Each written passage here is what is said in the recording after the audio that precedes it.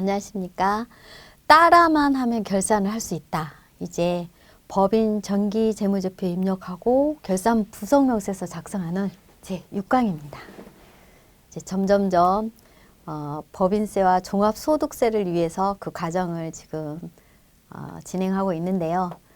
그럼 이제 정기재무제표 입력이면 지금 제가 가지고 있는 회사에 입력 현황을 체크하는 게 우선이지 않을까요? 그래서 지금 업무 현황 리스트를 작성하는 겁니다. 아까는 중간적인 자료 수거 현황에 대한 내용이었잖아요. 이번에는 내가 가지고 있는 회사를 관리하기 위해서 결산을 진행하기 위한 자료가 얼만큼 수거가 돼 있고 입력이 돼 있을까 그 부분인데요.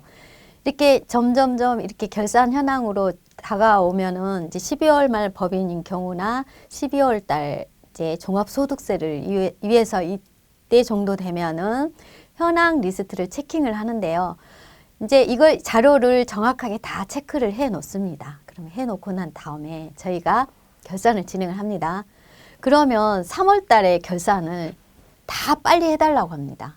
지금 제가 해야 할 일은 이제 좀 많이 있는데 저 다 빨리 해드리고 싶은데 또 그게 안 되잖아요. 그래서 저만의 나름대로 결산 순서를 정해야 합니다. 그럼 결산 순서는 누가 정하는 거냐? 회사 관리 회사의 상태에 따라서 정하는 겁니다. 그러면 첫 번째로 정하는 부분이 뭐냐면 이제 외부 회계 감사 제도를 받는 이렇게 외형이 큰 회사들은 결산이 중간중간 바로바로 따라서 진행을 해야 되니까 당연히 이제 연말 되고 그런 시점에는 외부 회계 감사 받는 진행되는 큰 회사들을 먼저 진행을 해 갑니다. 그래서 이렇게 맞추고 난 다음에 그 다음에는 이제 또 진행해야 될 회사 순서가 12월 말 정도 되면은 이제 저희가 건설회사인 경우에는 그 실질 기준 자본금 있잖아요. 면허 기준 이 자본금을 검토를 해야 되기 때문에 마감을 또 진행을 해야 됩니다. 12월 달에. 그래서 12월 달에 진행되는 사항을 먼저 검토를 하긴 하고요. 이때 이제 순서를 그렇게 정하고 다음은 세 번째로는 이제 금융회사 이제 신용평가 받거나 금융회사 대출 이렇게 일으켜진 회사들은 또 결산을 먼저 진행을 해줍니다. 그래서 그 순차적으로 결산 진행하는 회사를 이제 정하는 거거든요. 정해서 이렇게 재무제표를 완성을 해 나가시면 되는데요. 또 비상장 법인이어도 저희가 정기주주총회 진행하는 회사가 있기 때문에 그 회사는 또 결산 마감을 빨리 진행을 해야 됩니다.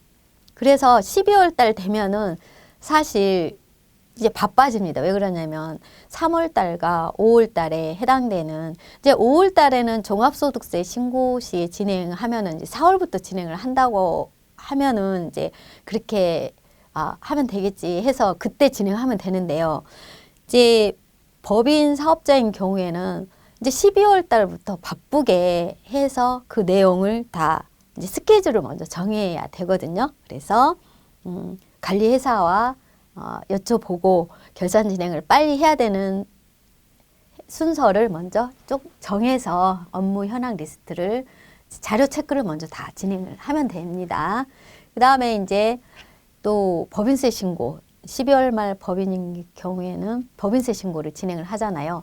그러면 법인세 신고 중요한 신고는 당연히 준비 서류 안내를 진행을 해야 되잖아요.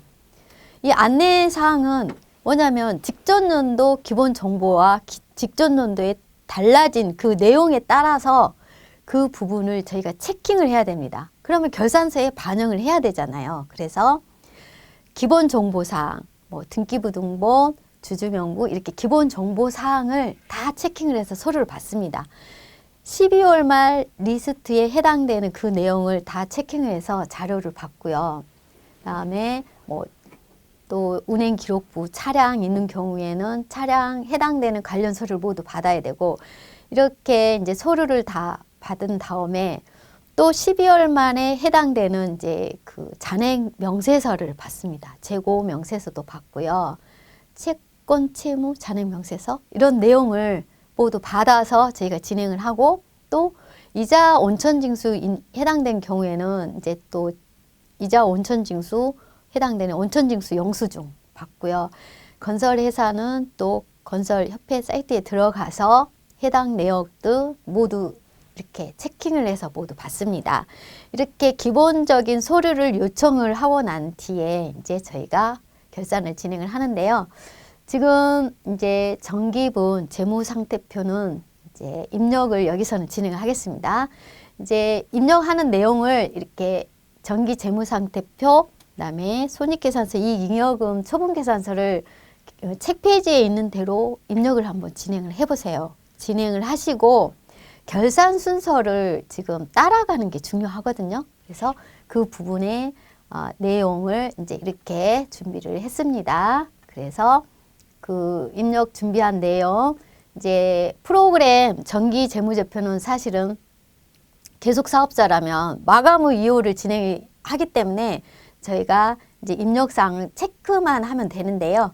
지금 사항으로는 지금 이제 입력을 여기서는 예시된 자료로 한번 기초 과정 입력하는 과정을 한번 살펴보겠습니다. 정확하게 이제 입력을 진행을 하는 과정은 저희가 법인 세무조정 흐름을 따라가기 위한 그런 과정에 해당되는 예시 자료이기 때문에 해당된 내용을 하나하나. 근데 예전에는 이제 입력 과정이 그렇게 많은 편이기도 했어요. 근데 지금은 이제 프로그램에서 활용돼서 이게 프로그램 응용해서 마감 후 이율 진행하거나 그다음에 이제 자료들 이제 이런 기초 자료를 가지고 입력을 진행하는 일들은 이제 그렇게 많지 않을 수도 있습니다. 하지만 저희는 이제 그 과정 때문에 꼭 여기서 입력을 진행을 하시고요. 이렇게 입력을 진행할 때 대차 차익이 나지 않도록 이렇게 다 그 과정을 찾아서 자산 부채, 정기의 재무제표에 있는 사항을 정확하게 입력해 주는 게 중요합니다. 왜냐하면 정기 자료는 국세청에 이미 신고가 된 내용이잖아요. 그래서 그 신고된 내용을 하나하나 과정을 찾아서 정확한 자료로 입력을 진행을 합니다. 이때 이제 2018년도가 일기가 6월 15일이 해당이 돼서요. 설립연월일. 그래서 정기 자료를 입력하는 과정에서는 제가 이제 확인을 입력을 매출에 대한 내용으로 진행을 하겠습니다. 이렇게 이제 해당된 내용을 찾아서 하나둘 입력을 진행을 하는데요. 손익에 대한 내용입니다. 여기가 도매 업종이었죠? 그러면 상품 매출에 해당되는 내용을 입력을 진행을 하고요. 그러면 상품 매출이면 상품 매출 원가가 재고가 없는 상태로 넘어와서 정기 자료가 확정이 됐습니다. 그래서 그 부분 입력을 진행하고 급여 현황 반영된 내용, 복리후생비, 그다음에 그 과정을 하나하나 찾아서 정확하게 입력을 진행을 하는데 입력할 때 한번 보시면 단기 순이익이 점차적으로 이렇게 줄어들잖아요. 그러면 단기 순이익 직전 연도 재무제표에 있는 내용대로 찾아가서 그대로 확정을 이렇게 맞춰주는 그 과정이라고 생각을 하시면 되거든요. 그래서 지금 점차적으로 단기 손익을 정기 자료로 보고 입력을 진행을 합니다. 그래서 지급 수수료까지 입력을 진행을 하고 단기 순이익이 그 재무상태표에 있는 그 내용하고 일치되게끔 해서 입력을 진행을 해 놓고요. 그다음에 이렇게 단기 순이익이 좀 아까는 틀려져 있었는데 제대로 반영을 했잖아요. 이렇게 반영을 해주고 정기 2월 이익잉여금 정기분 이익잉여금 처분계산서도 찾아서 내용이 맞는지 확인해서 입력을 진행을 합니다. 이렇게 입력을 진행을 한 다음에 그다음에 이제 저희가 자산 부채에 해당되는 계정 과목은 정기이월, 차기이월 이렇게 마감을 해서 항상 이월이 된 부분을 정기이월은 정기 자료를 받아서 진행을 해야 돼요. 단기분에 또 반영을 해줘야 되고 그래서 그 계정 과목에 있는 잔액 이월이 돼 있는 부분을 여기서 입력을 진행을 합니다. 이제 당연히 마감 후 이월된 회사는 이렇게 저희가 입력을 진행을 안 해도 되지만, 근데 또 마감 후 이월, 이게 정기자료가 왔는데 여기서 정기자료 금액이 차액이 나서 틀려 있을 경우가 있습니다. 그러면 정기자료에 해당되는 금액 리스트 왜 틀린지 확인하고 이 차액이 뜨지 않게끔, 나지 않게끔 해줘야 이제 지금 단기분 또 입력을 진행을 해야 되잖아요. 단기분에 대한 채권, 채무, 이런 자산 부채 내용이 확정이 됩니다. 근데 여기서 만약에 세금이라든가 이렇게 잘못되게 입력이 되면은 전혀 다른 그 부속명세서 작성이 되고 이러기 때문에 정확한 정기자료 거래처 초기 6월 입력해주는 부분이 중요하고요. 그러면 이제 정기자료를 정확하게 입력을 했습니다. 그러면 이제 책 페이지에 있는 일반 전표 붕괴하는 내용은 사실 차대변으로 해서 저희가 쭉 입력을 진행을 해야 되는데, 여기서는 이제 입력하는 과정을 제가 좀 생략을 했습니다. 왜냐하면 차대변 입력하는 과정이 좀 시간이 많이 걸리고 최종적으로 금액만, 전체 금액만 보일 수 있게끔 했거든요. 근데 여기서 입력을 진행을 할 때 일반 전표 붕괴장에 저희 세무조정과 연관된 계정 과목은 꼭 정확하게 코드를 걸어줘야 됩니다. 특히 접대비, 그다음에 세금과 공과 해당되는 이런 사항들 다 이제 입력을 진행을 하는데요.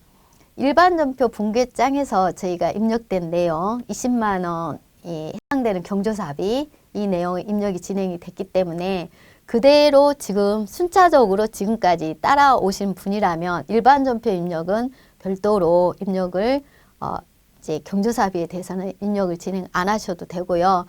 최종적으로 제가 여기서 구성을 할 때 법인세와 종합소득세를 구성을 하기 위해서 입력되는 그 자료 내용과 그 다음에 저희가 결산 부속 명세서, 신용카드 자료, 이 업로드하는 과정, 통장 업로드하는 과정, 그 다음에 결산 부속 명세서를 맞추는 과정이 이제 두 가지로 이렇게 딱 나눠져 있는데요.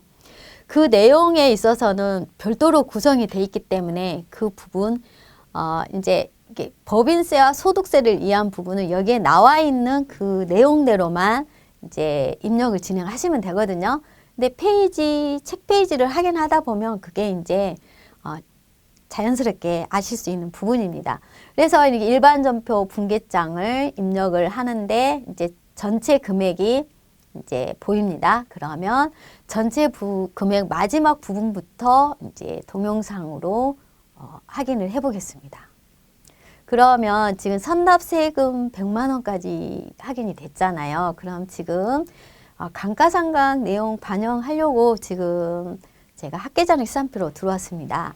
직전 연도에 감가상각이 지금 반영이 됐고 지금 올해 단기분 또 반영을 해야 되잖아요. 그래서 고정자산 등록으로 들어갑니다. 이제 당연히 직전 연도에 해당되면 이제 마감 후 이월로 해서 이렇게 들어왔을 수도 있겠지만 여기서는 입력하는 과정을 보여주는 부분이라 입력을 진행을 했는데요.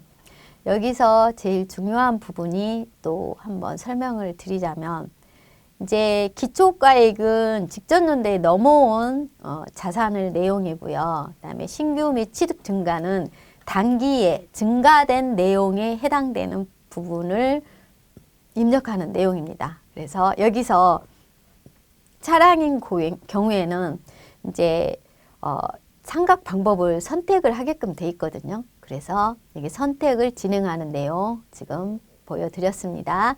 그래서 상각 방법을 선택을 진행을 하고요.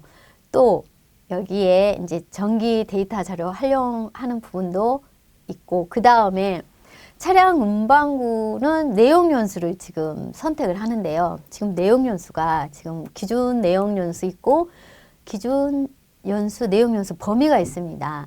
저희가 기준 내용 연수로 신고를 하게 될 경우에는 감가상각 그 내용 연수 범위를 신고를 하지 않은 경우입니다.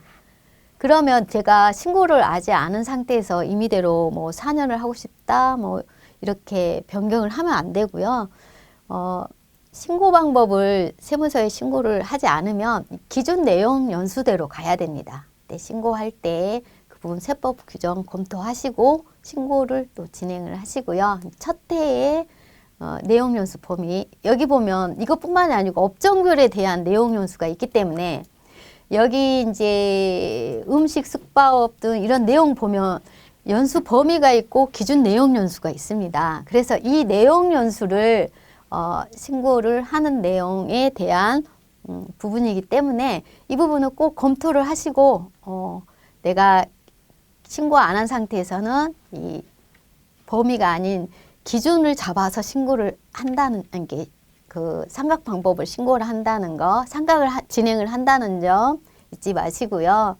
그 다음에 이렇게 해서 감가상각 금액이 확정이 됐습니다. 그러면 장부상에 저희가 전표 입력을 진행을 해야 됩니다. 전표 입력 진행을 하는데 차량 운반구입니다. 차량 운반구 300만 원 아까 감가상각 됐잖아요. 그래서 감가상각을 대한 차량 운반구에 대한 감가상각을 이제 여기에 이제 기초 정보에 들어가면 이제 차량 운반구에 해당하는 계정 과목이 차감 계정으로 이렇게 나와 있습니다. 이거는 차감 계정으로 해서 표시를 했기 때문에 차량 금액, 온 금액은 그대로고요. 이렇게 차량 운반구에 해당되는 차감 계정을 사용을 하면 이제 감가상각이 지금 반영된 금액입니다. 이게 간접법입니다. 왜냐하면 아무튼 세법 내용 잘 검토하시고요. 그 다음에 이제 차량 운반구가 지금 감가상각에 반영이 됐습니다. 반영이 되고 난 다음에 차량 운반구에 내가 감가상각 진행한 거 맞게 들어갔는지 확인하는 과정 꼭 필요합니다. 이게 부속 명세서거든요. 차량 운반구, 뭐 기계장치, 뒷품 이런 부속 명세서하고 재무제표 금액은 꼭 일치돼야 되는데 저희가 이제 진행을 하다 보면 부속 명세서와 재무제표 금액이 차이가 나는 경우가 이제 간혹 있을 수도 있습니다. 그래서 이때 장부상 반영을 할 때 제대로 해주면 차이가 나지는 않습니다. 그래서 이 내용 정확하게 검토를 진행을 하고요. 그다음에 이제 관련된 서류 이제 일반 전표에서 입력이 모두 진행한 내용으로 해서 감가상각 반영을 했는데 지금 하나하나 제가 체크하면서 내려오는 부분이 뭐냐면 세무 조정을 하기 위한 그런 과정을 하나둘씩 보여주는 부분입니다. 그러면 이제 지금은 전체적인 내용이 이제 딱딱 이렇게 정해져 있어요. 몇 가지 안 되는 부분으로 정해져 있지만 이 내용으로 해서 이제 세무 조정을 진행을 할 건데요. 지금 이제 잡손실에 가태료가 있구나 이렇게 눈으로 확인하는 그런 과정입니다. 그래서 계정 과목을 이제 확인을 하고 그 다음에 제가 이제 첫 시간에는 이제 그 결산 부속명세서 만들어가는 과정을 한번 보여드렸잖아요. 근데 지금은 이미 만들어진 내용을 가지고 이제 부속명세서든 뭐 현금 시제 이렇게 잔액 진행하고 이런 내용을 지금 확인을 할 건데요. 이제 부속명세서가 거의 다 마련이 된, 그러니까 만들어진 상태라고 하면은 이제 저희가 현금 시제 정리를 진행을 하고요. 이때부터 이제 결산 부속명세서에 해당되는 차기 이율되는 계정 과목을 하나하나 만들어 보는 내용을 확인을 하겠습니다. 그러면 이제 다음 내용으로 확인을 하면은요. 이제 결산 부속 명세서 이제 세무조정과 연관돼서 지금 진행하는 내용인데요. 결산 부속 명세서 이제 그 다음으로 이어가겠는데요. 지금 결산 부속 명세서 그 작성하는 그 과정에 해당되는 결산 부속 명세서는 그 결산 부속명세서에 순수하게 작성하는 과정을 보여줬고요. 여기에서 해당되는 결산 부속명세서는 책 페이지와 관련되게 연결지어서 부속명세서, 즉 이제 재무제표가 다 완성이 된 상태에서 세무조정을 진행하기 위한 그런 마지막 과정이거든요. 그래서 그 과정을 확인을 해보면 이제 결산 부속명세서로 이제 들어갑니다. 그러면 당연히 재무제표에 차기 이월되는 계정 과목을 하나 둘씩 불러오기 해서 저희가 마감을 진행을 하는데요. 여기서 불러오게 할 때 뭐라고요? 이렇게 계정 코드 모두 걸려 있어야 된다고 그랬죠? 이게 안 걸려 있으면 어떻게 된다고요? 학계잔액 시산표와 부속명세서의 그 금액들이 틀리게 나타납니다. 그럼 틀리게 나타나면 그냥 결산하면 안 되잖아요. 다시 일반 전표로 들어가서 그 내용을 수정을 해줘서 부속명세서와 맞게 진행을 해야 됩니다. 이 부분 그만큼 일반 전표 입력을 진행을 할 때 자산부채에 해당되는 부분 중요하다는 얘기를 말씀드리는 거고요. 여기서 결산 부속 명세서에 코드가 걸려 있는 부분은 3번 선택하고요. 코드가 걸려 있지 않는 부분은 1번을 선택을 한다고 했죠. 그래서 이렇게 그 가정 하나하나를 모두 불러오기로 진행을 해서 그 가정을 진행을 합니다. 그래서 코드가 걸려 있지 않는 계정 과목은 1번을 당연히 선택을 해서 부속 명세서를 맞추고요. 이렇게 결산 부속 명세서를 맞추는 과정에서 저희가 이제 일반 전표를 수정하거나 그런 내용이 있습니다. 그렇기 때문에 마지막 과정에서는 다시 한번 체크하는 부분 잊지 마시기 바랍니다. 다음에 이제 차량 운반구까지 했습니다. 그 다음에 임차 보증금 작성하는 건가요? 임차 보증금 계정 과목 코드가 생각이 안 나서 지금 왔다 갔다 했는데 아무튼 있네요. 962번. 이 부분 이제 해당된 내용 체크를 하고요. 그 다음에 외상 매입금 이제 부채 쪽으로 넘어갑니다. 부채의 계정 과목 코드가 모두 잘 걸려 있다면 이렇게 학계잔액 시산표에 있는 내용과 일치되게끔 불러오게 되겠죠. 그래서 다시 이제 계정 과목 미지급금 이제 확인을 해서 3번 계정 과목 코드가 걸려 있기 때문에 3번을 선택을 해서 입력을 진행을 합니다. 그 다음에 예수금. 예수금 맞추는 과정 기억나시죠? 전체 금액을 어느 한 계정 과목으로 다 몰아놓은 다음에 한 계정 과목 맞추고 이렇게 넘어가라고 그렇게 했잖아요. 그렇게 해서 이렇게 맞춰졌다고 생각을 하시면 됩니다. 그 과정 하나하나 맞추시고요. 그 다음에 부가세 예수금 생각나시죠? 부가세 예수금은 납부 금액과 환급 금액이 어떤 금액이 있는지 파악을 해서 저희가 대체분계 정리한다고 했잖아요. 이렇게 진행을 하고요. 그 다음에 이제 자본금에 대해서 또 1번을 선택을 해서 이렇게 자본금은 이제 통장 정리를 하다 보면 저희가 자본 증자라든가 저희하고 얘기 안 한 내용들이 있을 수가 있으니까 통장 내용에서 좀 확인을 꼭 진행을 해야 됩니다. 물론 주주 명부를 받게 되면은 이제 주식 변동으로 인해서 양도뿐만이 아니고 주식 증자로 인해서 그런 내용이 있을 수도 있으니까요. 이 내용 자본금 꼭 검토를 하시고요. 이렇게 해서 자산 부채에 대한 해당된 내용을 모두 맞춰서 결산 부속 명세서 작성을 완료를 하시면 되겠습니다. 이렇게 해서 결산 부속 명세서까지 완료를 시켰는데요. 다음 내용 또 이어서 진행하겠습니다. 수고하셨습니다.